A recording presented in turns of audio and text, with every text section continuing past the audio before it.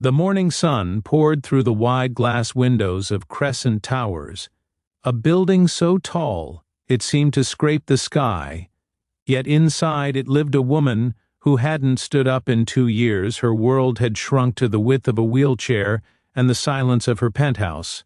But everything changed the day a janitor named Rowan Hale walked into her life, pushing his mop with tired arms and a heart heavy from battles. He never talked about the story of how a struggling single father and a paralyzed billionaire crossed paths would become something people would whisper about because, on that bright Monday morning, Rowan looked at a woman who had forgotten hope and told her something no one dared to say anymore, that he believed she would walk again, and she laughed at him until she didn't. If you believe in kindness, hope, and second chances, make sure to like, comment, share, and subscribe to Everyday Tales. It helps more beautiful stories reach the world. Rowan had taken the janitor job out of necessity, not choice. His son, 9-year-old Arlo, had a rare hearing condition that demanded expensive treatment, and janitorial shifts were the only work that allowed Rowan to juggle hospital visits. His back ached constantly, not from mopping floors but from guilt that he couldn't give Arlo more. So he worked longer than others, moved quieter than others, and kept his head down until the morning he was told to clean the private rehabilitation wing reserved for the building's owner, a woman worth billions yet trapped in a world that money couldn't fix. Her name was Maricela Dorian, once an unstoppable force in the tech world, now paralyzed from the waist down after a plane crash that stole her mobility and her fiancé on the same day. Doctors told her she might stand again someday, but someday had stretched into years. Rehab specialists had left. Trainers had quit. Even hope seemed to have given up on her.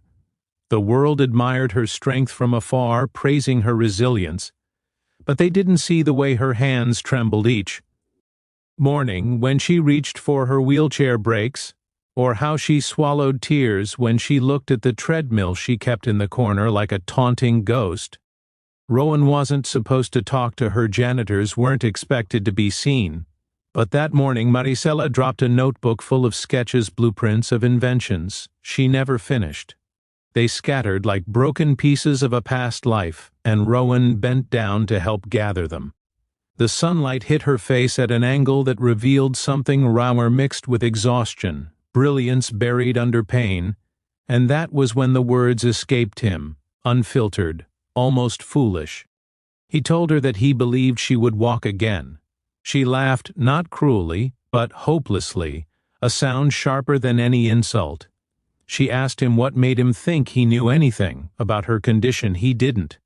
He only knew what it was like to watch someone you love lose a piece of themselves. He told her Arlo's story, how doctors once said the boy would never hear again, yet slowly, painfully he improved because someone decided not to give up on him. Maybe believing didn't fix everything he said, but it gave people the strength to try, and that was what she had lost, the will to try. Maricela didn't respond. She simply stared at him as if the world had tilted slightly. The next day, she asked him to hand her a resistance band. The day after that, she asked for another set. She would train while he cleaned wordlessly, sometimes trembling so badly Rowan felt his own hands shake. Weeks passed, and gradually she stopped avoiding the treadmill. Rowan's encouragement wasn't loud or motivational. It was quiet. He would simply say she was doing great when she thought no one noticed, or he would adjust the rehab equipment, even though it wasn't part of his job outside those walls. Rowan's life was cracking. Arlo's next treatment payment was due, and he didn't have enough. He never told Maricela. He never even let himself look tired around her. But one afternoon, marinated in sun and the soft hum of the rehabilitation machines, she caught him, rubbing his temples, shoulders slumped. She asked what was wrong, and he said nothing, just a long day. She didn't believe him, but she didn't push. 3 months later, she made her first movement stronger than a twitch, a full, deliberate lift of her right leg. It was small, fragile, almost imperceptible, but it was real. Maricela burst into tears, pressing her palms to her face, the kind of breakdown people hide even from themselves. Rowan stood there, frozen, overwhelmed by the sight of someone rediscovering hope. She looked up at him, eyes blurry, whispered that she wasn't laughing anymore. Training intensified. She insisted Rowan be in the room during every session, claiming he was her quiet anchor, slowly, painfully. She stood for the first time with support bars. Then she made her first step. Then two. Each movement pulled an ache deep in her soul. But Rowan was right there, steadying the bars, whispering to her that this was the day she would remember for the rest of her life. Then came the morning she decided to walk without holding anything. It was bright, almost too bright, sunlight filling the rehab wing with gold. Rowan held his breath as she pushed herself upright, trembling like a newborn foal. She took one step, then another, then a third, and collapsed into Rowan's arms, sobbing with joy, grief, and relief. He held her carefully, the way he held Arlo in hospital rooms, afraid to let hope slip through his fingers.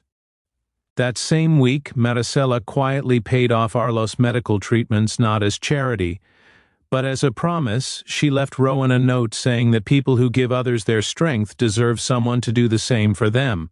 Rowan read it twice before tears finally broke through the walls. He kept so tightly built their bond didn't end. With her first steps, they met every day in the warmth of the sunlit rehab room, where Maricela regained her life one step at a time, and Rowan rediscovered his.